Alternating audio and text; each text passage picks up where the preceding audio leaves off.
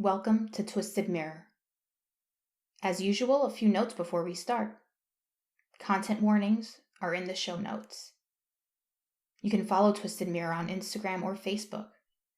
Just type in Twisted Mirror or go to twistedmirrorpodcast.com. Eventually, I'd like to have a group that's more geared towards discussion, but I want to wait until there's enough interest in the Facebook page itself. Oh, and now my rickety bones started a Twisted Mirror TikTok. So if you're there, I just started posting there. And finally, if you like Twisted Mirror and would like to see the show grow, please share it with people who like the dark side. And as usual, ratings and reviews are always appreciated. Now, on to Fear Farm. You are now staring into the Twisted Mirror.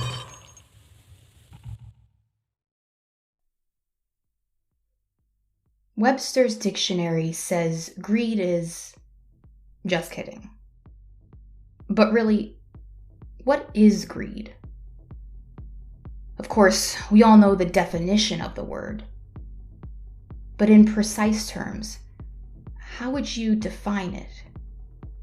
Is there a dollar amount or some sort of ratio that defines greed? What is having too much? What is enough? The answer to that likely varies from person to person. One person's greed is another's ambition. And so often, the path to avarice is not a leap, but a series of small steps and rationalizations. Today, inside of the Twisted Mirror, we meet a couple who unapologetically loves money and all the things it affords them. And what it affords them are things most of us could not conceive of.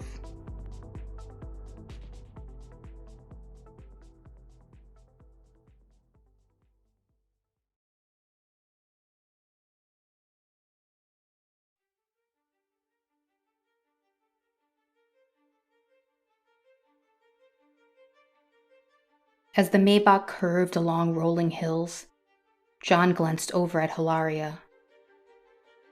She was physically perfect in every way. Long, dark locks that cascaded down to the small of her back, skin of a shade permanently kissed by an equatorial sun, pert and full breasts propped atop a sloping waistline.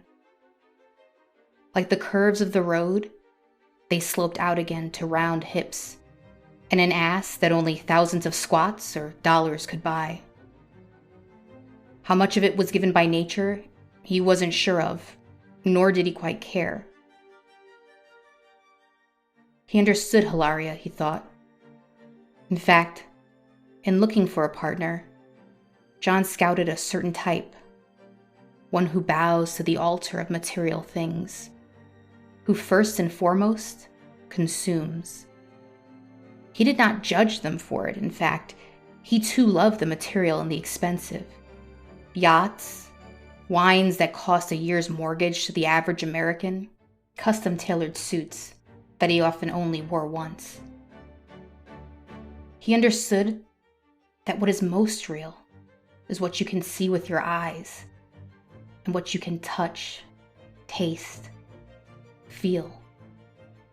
And so, everything about the woman in front of him was real.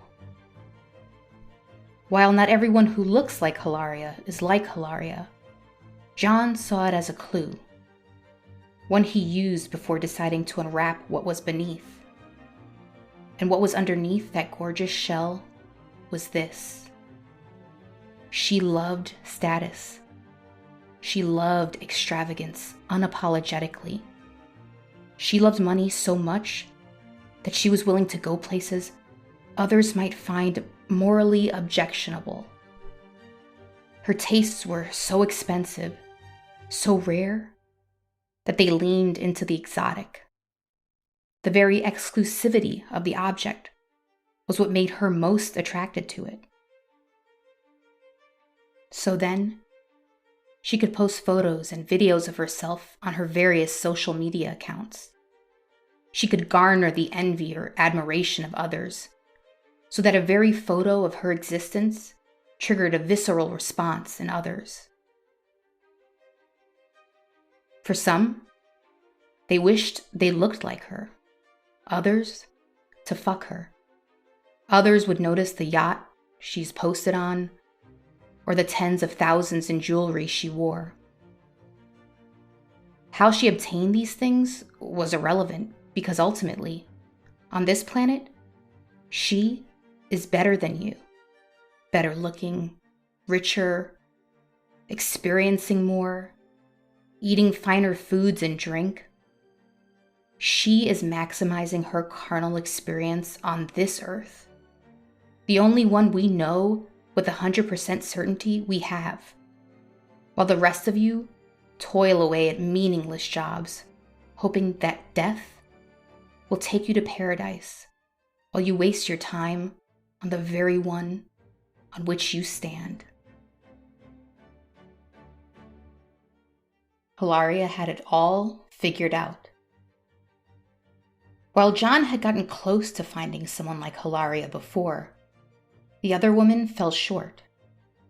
She's the one, he thought, when on a trip to a country that will not be named, he invited her to dine on an endangered species, which also cannot be named. For the right price, including countless bribes to local officials, they could taste the delicate meat with anonymity and impunity, prepared by a chef who collects Michelin stars the same way some collect stamps at a most exotic locale. See, other women, despite their vanity, thought themselves humanitarians or environmentalists as they floated along a gas-guzzling yacht and wore diamonds poor souls had been maimed to mine. There was always a point where they decided they had morals, a bridge too far, so to speak. John didn't respect them for it. They needed to lie to themselves, to convince themselves they are good people. But what Hilaria knew, what made her truly free, was that she understood morality is irrelevant.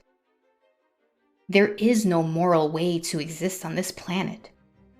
And if there isn't a choice to be truly moral, if every choice you make is a lesser of two evils, which is more evil is usually up for debate, then there is no responsibility to follow such arbitrary rules. Hilaria didn't even bat an eyelash at the prospect of the meal, only asking if it would be okay to at least take some photos of the greater trip for her many social media accounts. None on the evening of the dinner, she promised, so as not to have any evidence linking them to the very secret highlight. That evening, they dined and fucked, including some local young women, and one would use the term women very generously, seeing as the definition of that term could change across country or state lines, or even depending on how many zeros was in your bank account. Most importantly, Hilaria was discreet. She was the commodity. And why shouldn't she be? Men like John are happy to pay for her company. In a world of CEOs worth billions who cheat and lie and steal, who accumulate money they will never spend while others starve, why shouldn't she be able to use her goods to get her piece of the pie? Why should she feel guilty over free apartments and cars and monthly stipends, while the noble slowly wasted their one life away under the oppressively heavy boot of men like John? Oh no. John respected how transparent their arrangement was, how businesslike it could be on the periphery. So long as he kept her happy, and for her, happiness was cars, Shopping sprees, vacations, fine dining, trips to salons and cosmetic clinics. She would maintain her professionalism, only using a private burner phone to communicate, never revealing the identity of her benefactor, even to her closest friends, and that she kept herself physically clean for him. That is, no sex with men outside of their arrangement. He was clear about this. One breach of his trust, and the tens to hundreds of thousands a month in upkeep would vanish in a snap. And when they were together, she made sure to make him feel like everything about their relationship was as natural as the tuberosa perfume he loved smelling on her skin. Now, John was no chump himself. Like Hilaria, his own appearance was important for him too. Sloth disgusted him, for the body is the vessel with which to enjoy earthly pleasures. And so, his regimented body hacking and own personal upkeep had kept him looking quite fit for his 55 years.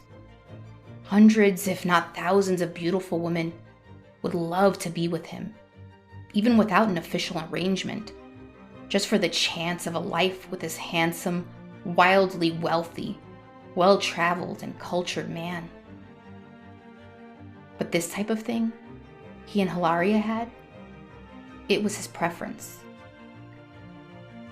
Because he wasn't just looking for any beautiful Instagram model or famous actress. He was looking for a woman he could take to Fear Farm.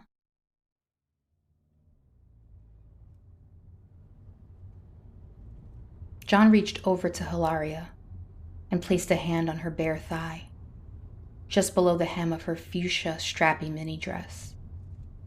She always dressed sexy for John. John liked when other men ogled her. He liked having what others could not have. "Is everything okay?" he asked. Though the arrangement was atypical, he always wanted her to feel attended to, cared for. Hilaria leaned against the window of the vehicle, as if she could look out the windows, but the curtains were drawn so as to disguise to both parties the ultimate coordinates of their final destination. "Yes, I'm just getting a little car sick. Wherever we're going, the road is winding." John looked down at his vintage Patek Philippe. "We're almost there." "I'm excited for it, I really am, but what if I don't like the meat?" He realized the car sickness was a cover for the real issue that troubled her. You may not at first. It can be an acquired taste. But once you develop a palate for it, nothing will match it. "Was it for you?" John smirked, his thoughts flashing back to the very first bite. "No. I have loved every single morsel." He looked into her eyes earnestly, an expression he had learned in many business negotiations. This was a negotiation. They had come this far, and he felt she was the one, that she was too special for him to let her back out.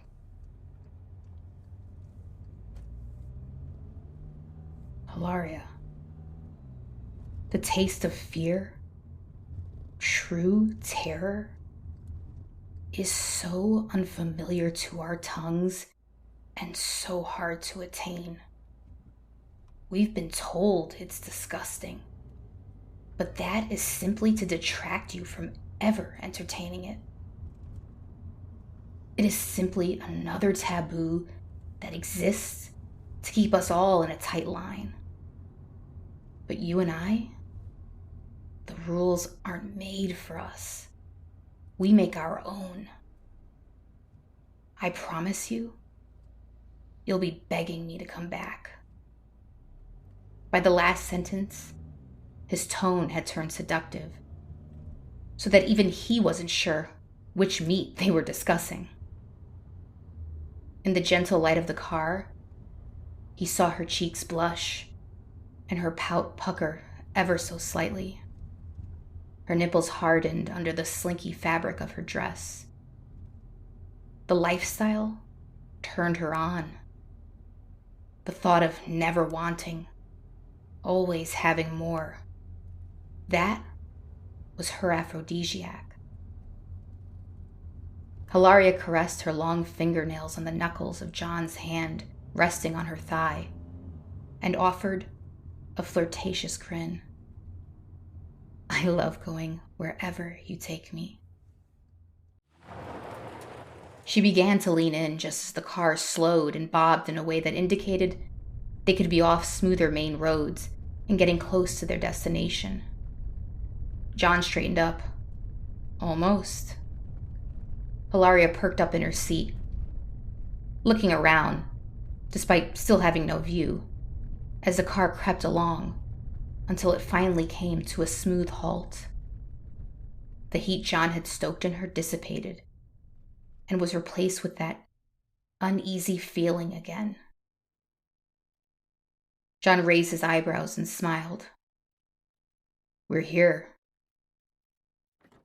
The door to the right of a pondering Hilaria opened and startled her.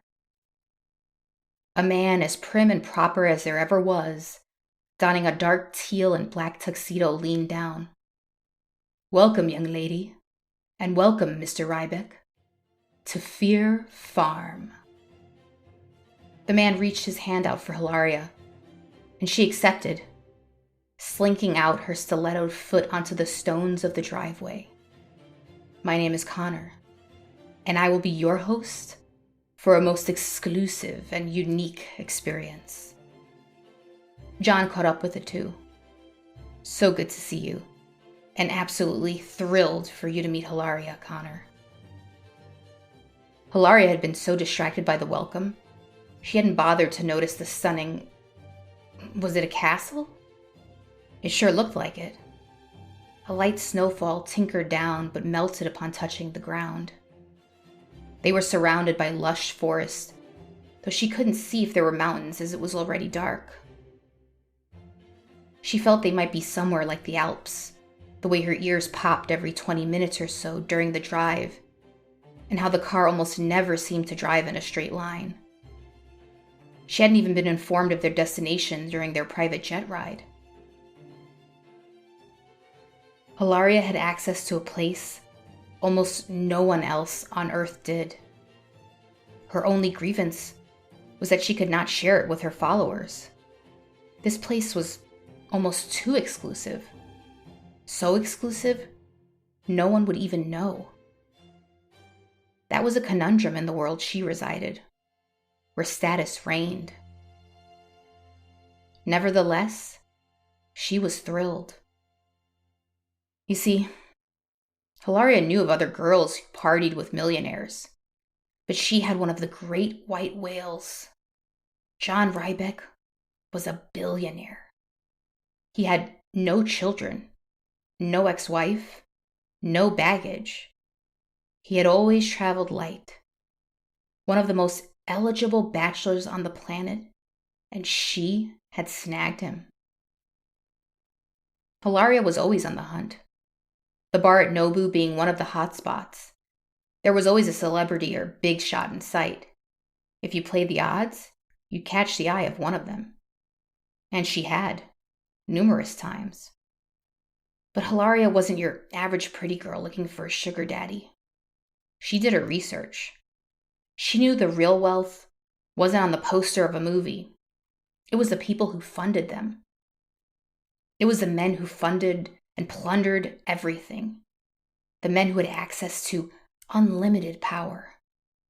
So while her friend Jessa was busy eyeing some wiry comedian from SNL, Hilaria spotted John as soon as he walked in. They locked eyes, and the rest? Well, you know the rest. She could be his companion for years and years to come. the one person he spent his money on. All she had to do was play along. A man like John, so busy with matters of important business, needed someone tractable. She sensed the others before her had failed in that capacity, tied to some weakly defined sense of morality. Why should she care about eating some endangered bird? They weren't endangered because of the one she ate. They were endangered because of the millions of others just like it that had died due to encroachment on their habitat by many, many humans who considered themselves good people. Why on earth would Hilaria give up all that for a single bird? A very tender, juicy bird, she might add. Chicken, quail, even duck could not hold a candle to it. Hilaria's gravy train would always chug so long as she went along with his odd hobbies. And maybe if she stayed on long enough, there could be an inheritance down the line. Oh, and surprisingly, the sex wasn't half bad. John offered her the crook of his arm. She rested her head on his shoulder as she drew in a cool, damp breath of air. It woke her up from the wooziness of the long car ride. We have an impeccable feast prepared for you tonight. As always, we slaughter the animal right before preparation, so you can be sure you are receiving genuine fear-based meat at its freshest. Hilaria squeezed John's hand, and he gently squeezed back, soothing her nerves. John looked at Hilaria and then back at Connor. Go ahead, give us the full walkthrough, as if it's the first time I'm here too. Very well, Connor replied with a nod. He then tilted his gaze towards Hilaria. Popular knowledge indicates that fear ruins the meat of an animal, in some cases, making it tough and flavorless. In other cases, an easily spoiled mush. However, so much of this is simply moralizing, and the inability of the meat industry to profit off of a meat with a shorter shelf life. Not to mention the complications from bureaucrats in trying to run a farm. But man is the ultimate predator, the absolute top of the food chain. And as such, man should be able to have whatever he wants. Man should taste his very dominion over everything on this earth. And so, Fear Farm was created, a place where only the most ambitious, the most wealthy, and the most beautiful come to dine. Because, my dear, while all humans reside at the top of the chain, you and your date are at the very top. We only have a handful of clients and a wait list that could never be fulfilled. You'd recognize many of the names desperate for a seat at this table. You are in rare air, Hilaria. Hilaria's stomach tingled. She had fucking arrived. John had chosen her. Bag grabbed. Final boss defeated. This was a special gift to bring her here. No one else had ever accompanied John Rybeck to Fear Farm. The night before they boarded the plane, they lay in bed and Hilaria was unable to sleep. She begged John to disclose the price of admission. John loved to lavish her, but aside from the obvious, unavoidable price tag, he didn't like to discuss prices. For example, she only knew that her apartment cost approximately $20,000 a month after snooping around at comps. But finally, John relented. He explained Fear Farm was a club, an exclusive membership. To keep one spot and maintain the secret staff and grounds was expensive. His membership fee, $10 million per year. However, much like a country club, the meals weren't covered. For their date together at Fear Farm, The cost was $1 million per plate. Hilaria tried to play it cool, but even as someone who had surrounded herself with wealth, the casualness with which he listed those life-changing numbers at first made her queasy. Then, it thrilled her. She mounted John, fucked his brains out, and was finally able to sleep. As the couple proceeded into the grand foyer, Hilaria offered a coy glance to John. A silent thank you. Her heels echoed on the old stone floors as they followed Connor. Hilaria didn't know how old the castle was, but it was old, as in much older than her home country. A woman snuck up behind Hilaria and John and took their outerwear. Another woman swooped in from the opposite angle with 2 glasses of champagne, her favorite. 1959 Dom Perignon, by special request, Connor announced. Hilaria's eyes widened, and she nearly dropped her glass. This is the one we were talking about? She and John had a conversation months ago about her love of champagne and about the 2 bottles of 1959 Dom Perignon that had sold for over $84,000 to a mysterious buyer. Not to John, but it seems he had somehow acquired it for this special occasion. John, understated as usual, smiled and nodded. Enjoy. She thought at that moment that John might actually love her. They each grabbed a glass, and she savored her first sip before following Connor down a cavernous hallway to a wood door, which led to hidden, looping stairs. As they descended, the smell crept into her nose. Dampness. The scent of livestock. Then there was the faint smell of something metallic. Blood. The scent of slaughter. Not the smell she expected for an event exclusive to the richest people on earth. But she had spent some summers on her grandparents' farm, so it didn't faze her much. Nevertheless, she looked back once at John, and he simply reassured her with a nod. At the bottom of the dark winding stairs, she felt hay crush underneath her heel. And then she saw them. Stables. In one was a goat, in the other, a cow. These are your main ingredients tonight, Connor said. This goat here has led a relatively normal life until today, grazing out on our 200-hectare pasture along with our other livestock. But today, we will season it with fear. Casually, he grabbed a butcher's smock from a hook and slipped it over his tuxedo. Normally, one would be quick with their knife. The goat would be dead before it even understood death was imminent. Connor slid his hand in the pocket of the smock. But slitting its throat would leave so much on the table. We wanted to know it's dying. We wanted to know it's the end.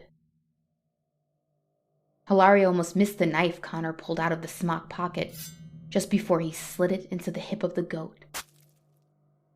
It bleated loudly before he did it again. Hilaria hid her face.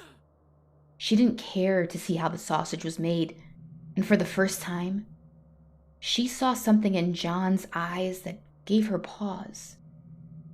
He was unflinching, even serene as the bleats turned into screams she hadn't ever heard before, even in all her years of visiting her grandparents' farm.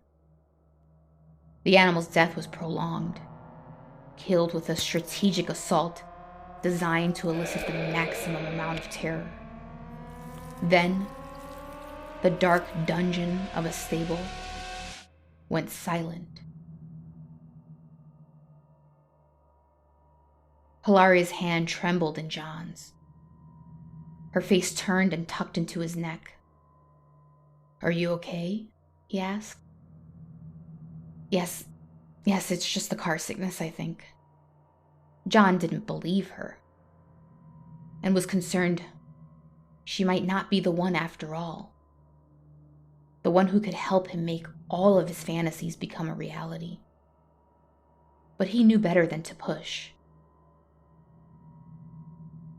Hilaria turned back to face Connor, who wiped each side of the wet knife on his smock. 2 young men worked on draining the goat's blood, but his attention had already moved on to the cow. He waited for their attention. Now, most people are cautioned against acute fear, as we saw with our hooved friend. But there is also chronic fear. Our bovine friend here, a black Japanese cow of the Tajima strain, known to most as Kobe beef, has been raised on a special farm and flown in for tonight. You see, animals that experience long-term stress have historically been thought of as bad meat. The meat gets dark and tender. Unfortunately, too tender. It becomes mushy and unstable. It doesn't last long in storage. However, after years of perfecting the process, our global network of farms has created a method. We provide the exact amount of stress over a precise amount of time. This takes much attention to detail. We slaughter the animal at prime tenderness before it can turn too dark. What you will experience is the most tender Kobe beef on earth. So tender, some have described it akin to the most flavorful steak you have ever had, with the mouthfeel of the finest melt-in-your-mouth sashimi. John's mouth watered. He had had this beef before, and every other steak after it had paled in comparison. Hilaria looked over at the black cow, huddled in the corner of the stable. It wasn't gaunt. In fact, it appeared well fed. But there was something in its eyes, something she had never seen before in an animal of the sort. It was as if it was pleading with her. She didn't know what they did to that cow over its life to instill the precise calculated amount of chronic trauma to tenderize it, and she was sure she didn't want to. Connor grabbed the contraption, one she was familiar with from her summers on the farm. In the case of this rare meat, we do not need to instill any more pain and trauma. She is perfect as she is. John felt Hilaria's firm grip on his hand soften. It appeared Hilaria was relieved the cow's death would be quick. This was okay. He didn't require unbridled glee during the slaughter. What was most important was that they enjoy the upcoming meal together. With a hissing pop, the cow was dead. The death was not as climactic as the goat, but what a tender meat her death would produce.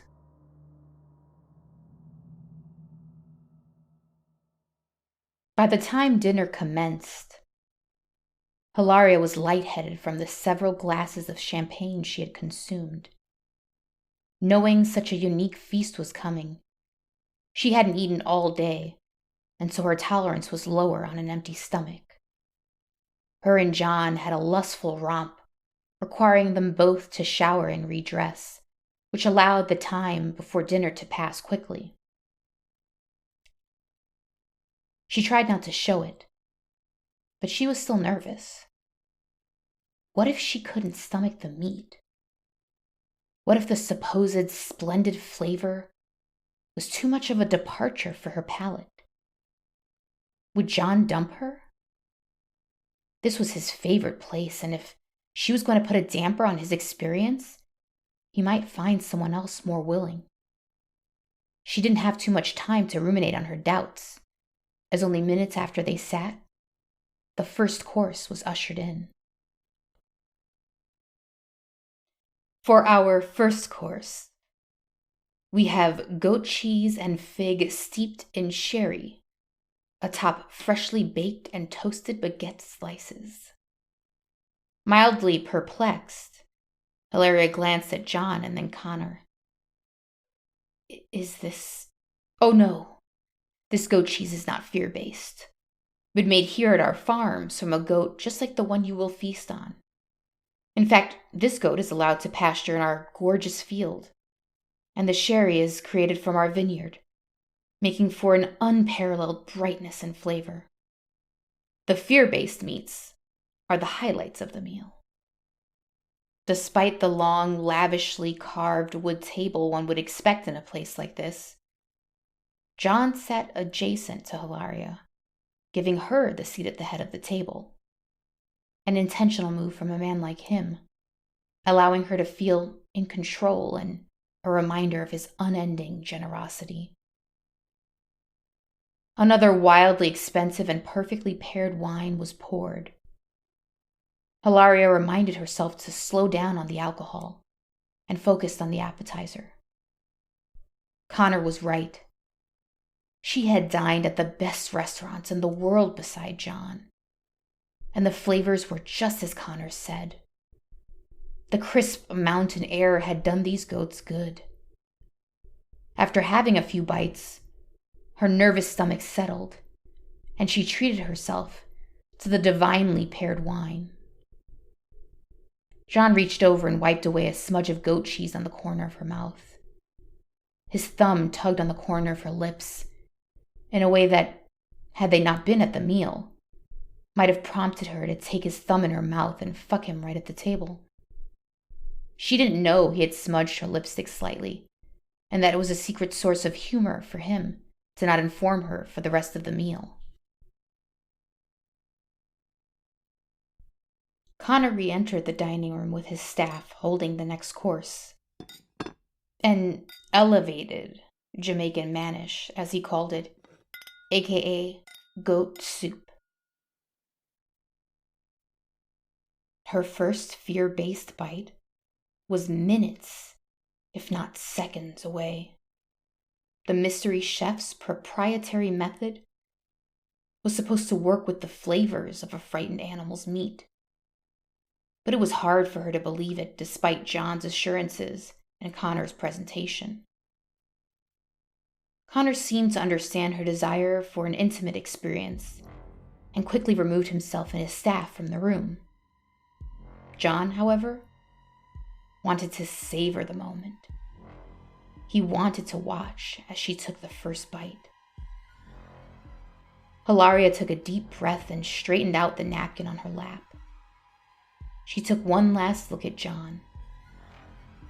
He grinned, mischief flashing in his eyes.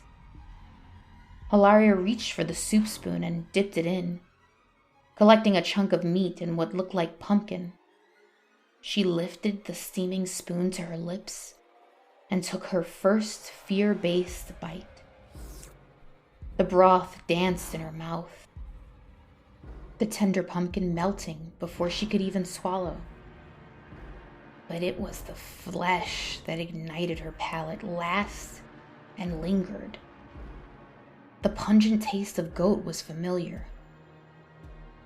But there was something else. Something she could not identify. She didn't have the words in her vocabulary for the flavor. Instantly, her appetite bloomed like a flower. She lost sight of John, and all desire to remain perpetually prim and perfect, a constant object of his sexual desire, became irrelevant. She felt savage. Instead of small sips, she retrieved heaping spoon after heaping spoon from the bowl and had to do everything in her power to contain herself from lifting it to her mouth and letting the juices drip down her vintage Versace dress.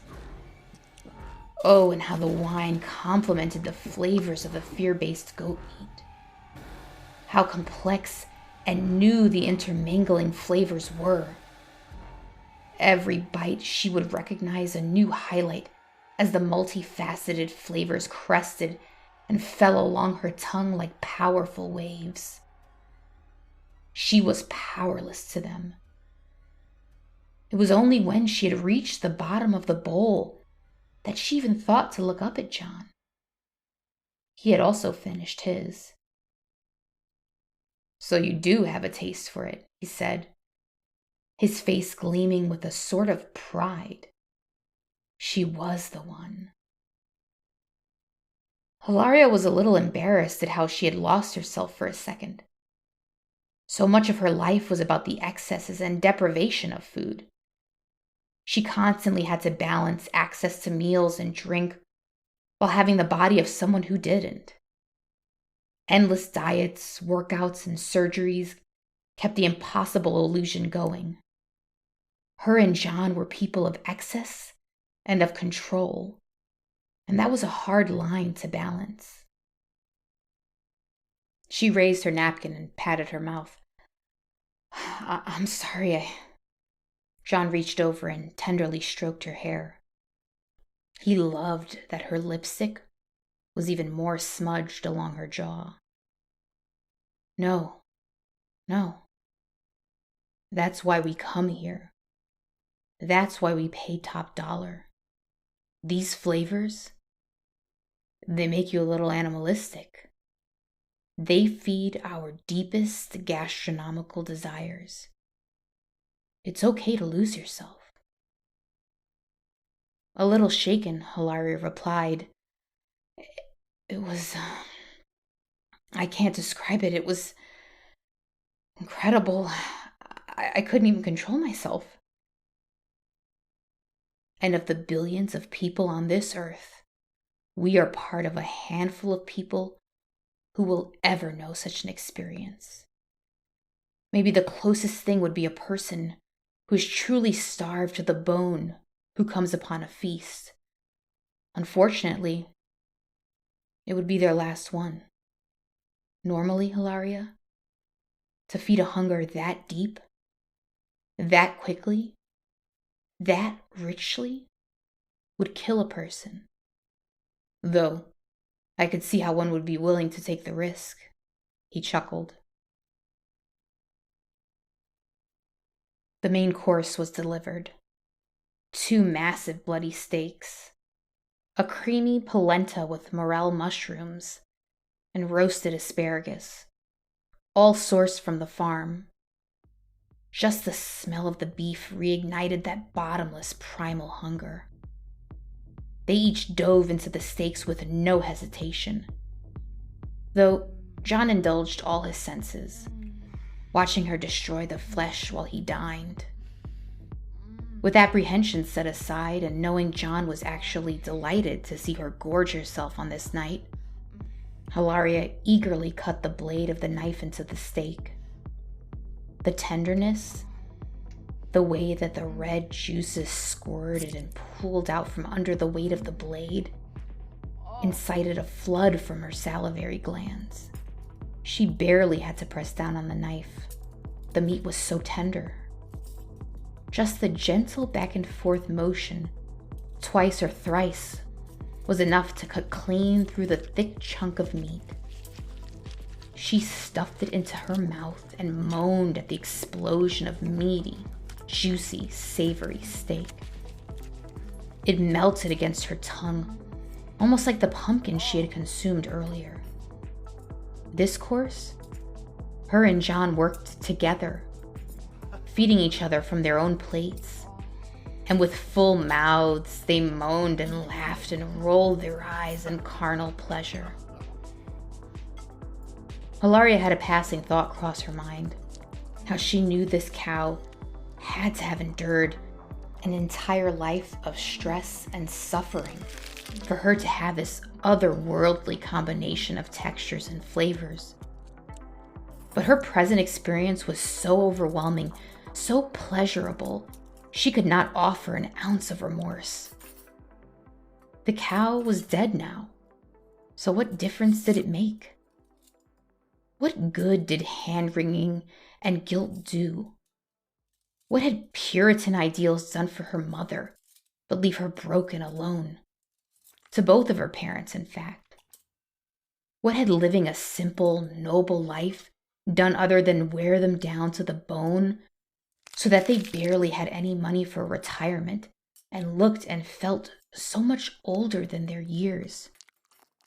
She had seen what being good had done, what following the rules had gotten them, what rewarded humility and a modest life. Unpaid bills, depression, dreams deferred. When she left her small town years ago, she vowed to never be like them, too weak to suck the marrow out of life. Sitting at home and making excuses for why they were so ordinary, convincing themselves that sitting in a pew every Sunday would get them to paradise someday and give their earthly ennui some meaning, that their shortcomings in this life were someone else's fault.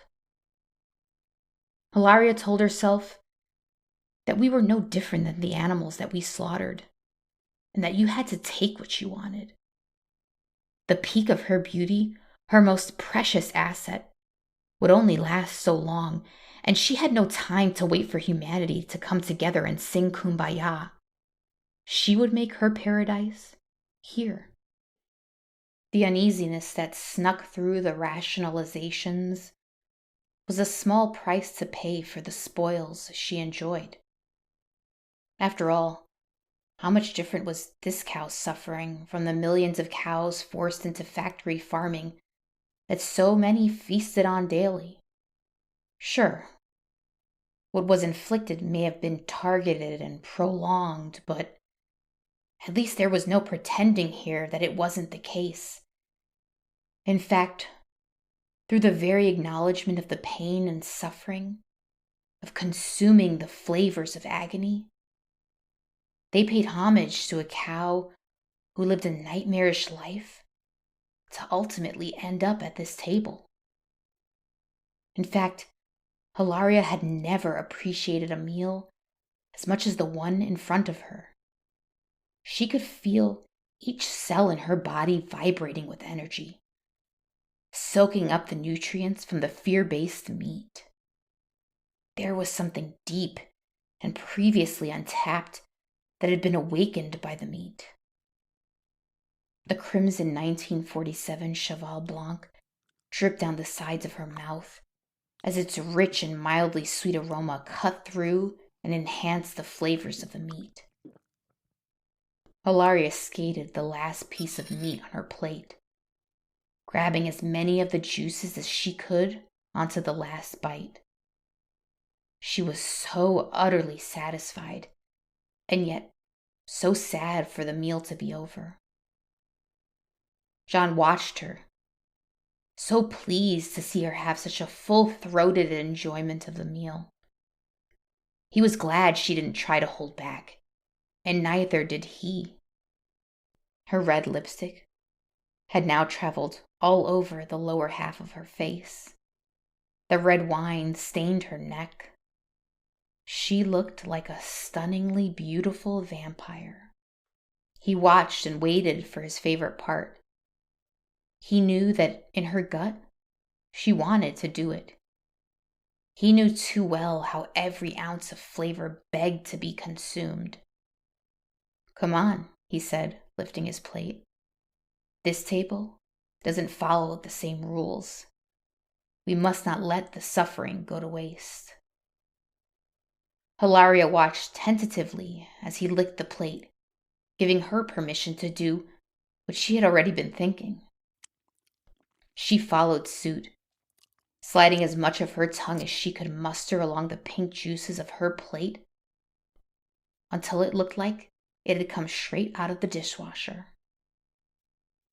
Finally, she felt complete. With every last morsel and drop gone, nothing was left to tempt her. The meal was over, and she could properly move on. Hilaria fell back against her seat with a contented sigh and watched John watching her. He, too, looked drunk with pleasure, but it seemed just as much from observing her as from the feast itself.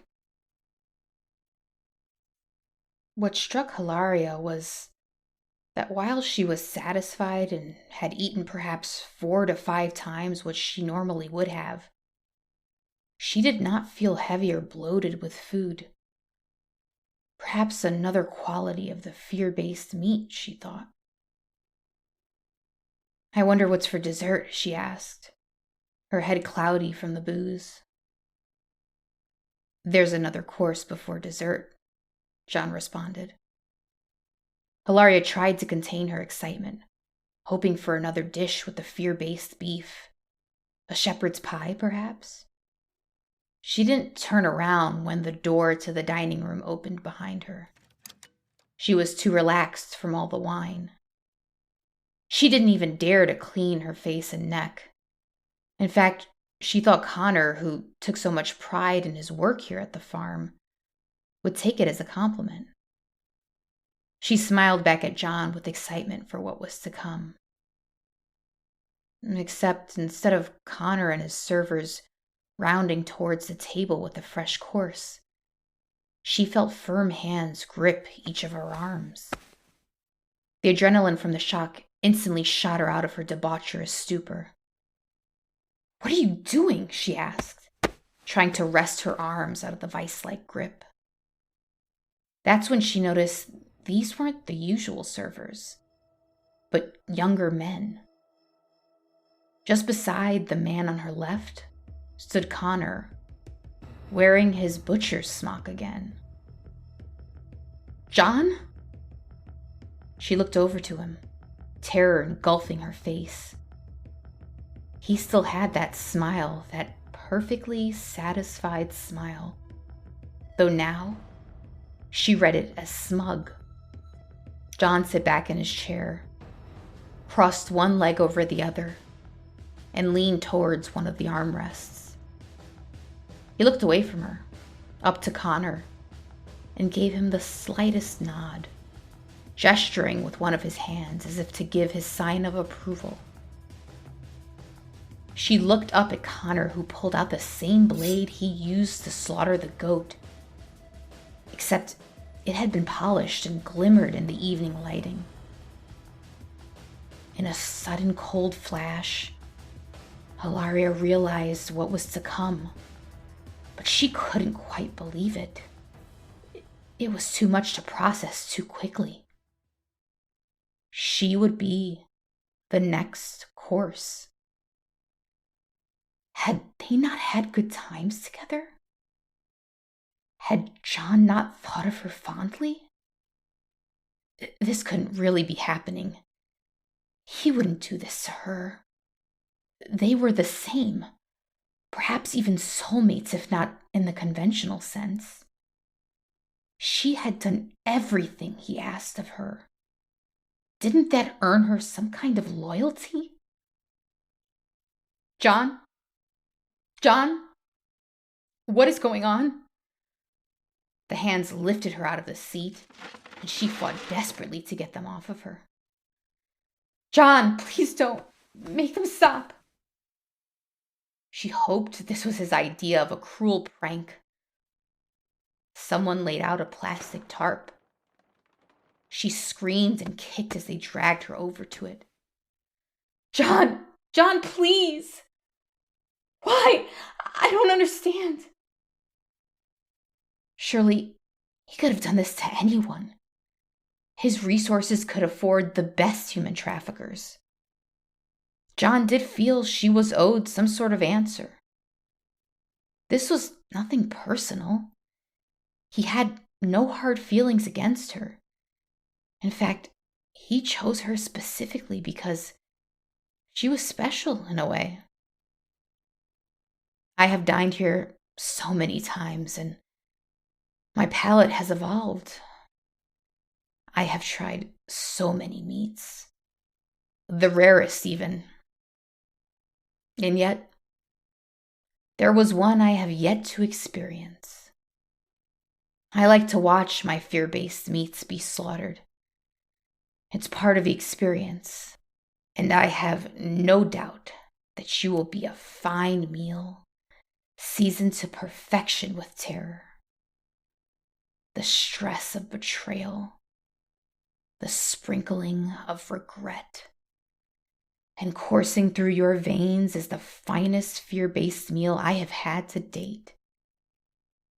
I needed someone who would come here, someone who would eat the meats alongside me.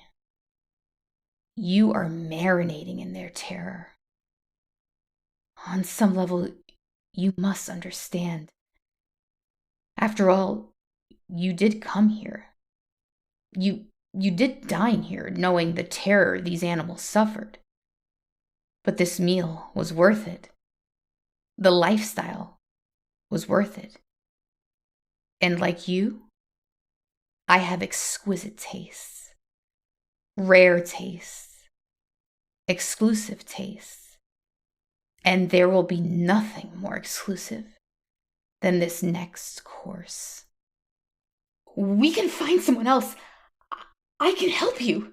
I can be your partner, and then we can get as many girls as you like. Hilaria wasn't sure if she meant it, but she knew for now she had to say whatever she could to save her own life. Later, she could figure out what was truly required to stay alive.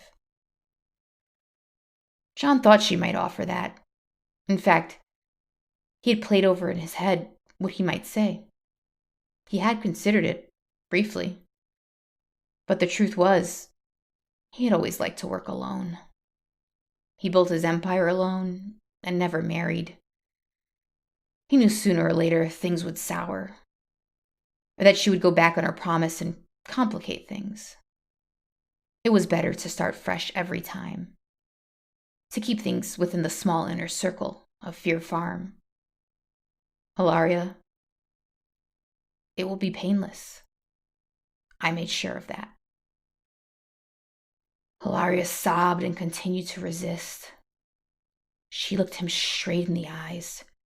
Her tear-soaked stare was the most earnest that he had seen from her. John, I'm begging.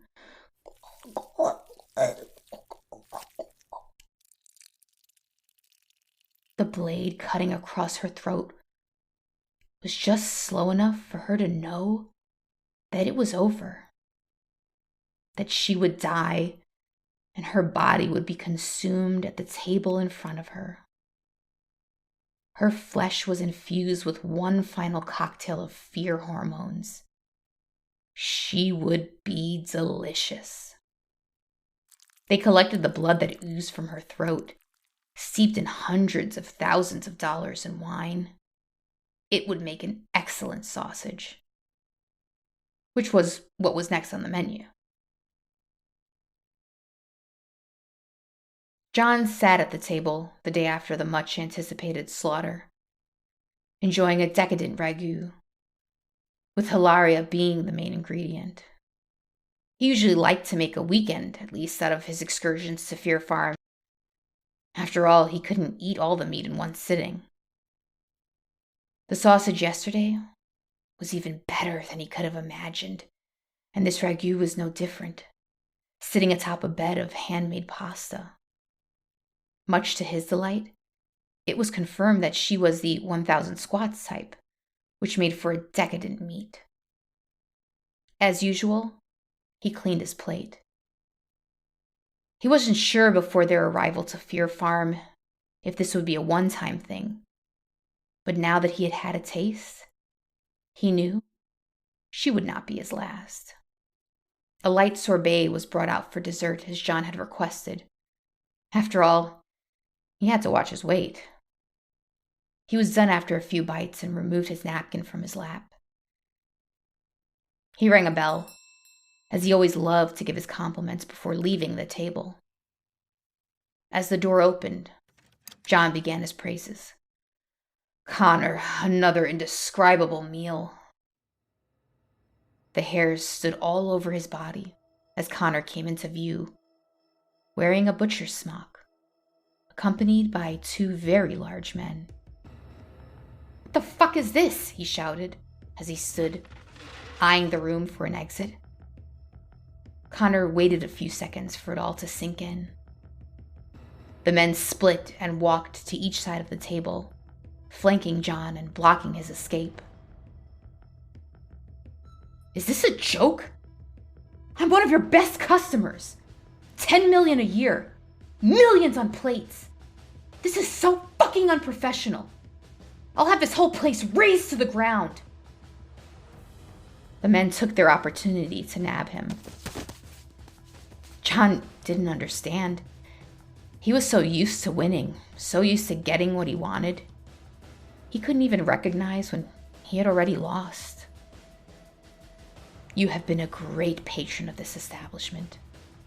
But as you know, we have a limited number of spots. There is always someone more powerful, someone richer, and we have a long waiting list. Your spot is already filled." "How much? How much do you want me to pay?" "I'll do 20 million. Fuck it, 100 million. There was no problem he had faced that his money couldn't solve. The question was only, how much?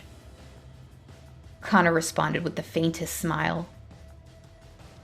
John wondered, who could it be?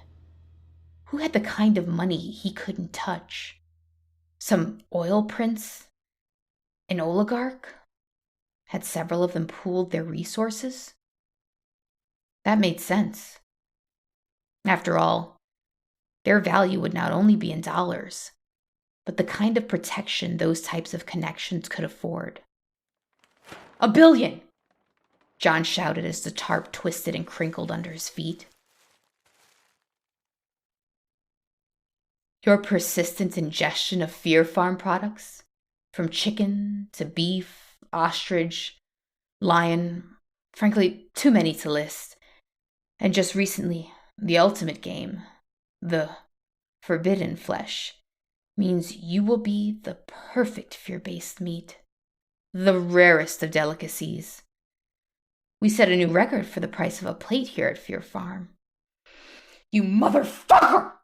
John shouted. A burst of adrenaline allowed him to put up one final fight. Loosened slightly from the grip of the men, he was able to twist enough to see it. In a dark corner sat a man. It was only for a second that he laid eyes on him, and he could only see his lower legs and shoes as he lurked in the shadows. "You sick son of a bitch!" he yelled, trying to arch his head back to the man who purchased his meat. Connor walked up slowly to John, his knife glinting in the low light of the dining room. "Do you feel it? Your heart beating faster? The sweat pouring down your brow? That sickly feeling in your stomach? The delicious seasoning of sheer terror. What a meal you will make." John could never be sure if Connor enjoyed this. He always thought of him as someone who saw all this purely as business, and that his words to Hilaria, and now him, were just to elicit more fear for the purposes of a more savory meat. In a strange way, John understood. This was the world he chose, the one he accepted, the one he helped maintain, the one where he bought and hacked up companies to bits, the employees and their retirement funds be damned, so that he could obtain his lucre, where he consumed and acquired more and more, while employees of the companies he invested in could barely afford their insulin or rent. He had acquired more money than anyone could spend in several lifetimes, more experiences, the best food, women, wine, properties. Eventually, it arrived to the point where obstacles didn't exist much longer, until each win had to be a little bigger. Every experience a bit more extravagant, a bit more rare and exclusive. He thought of what he had always told the people he trampled in his path, that there would always be bad times, and if it wasn't him pirating the loot, then someone else would. This was the game of life, the only life he was certain of, the one from which he had to suck out every last ounce of carnal pleasure. That we all had to hurt people directly or indirectly to get what we wanted out of life. And the difference between him and them was that he was willing to admit that to himself. As the blade touched his throat, there was fear, rage, hopelessness, all the human emotions one would expect. John was human, after all. But the thought that rose above all the others, the one that lingered at the fore of his consciousness until the room went dark, was that he was angry he had lost, that he had been outwitted, that he hadn't thought of this himself, and that there was someone else who would be able to experience an even more delectable meat than he ever had.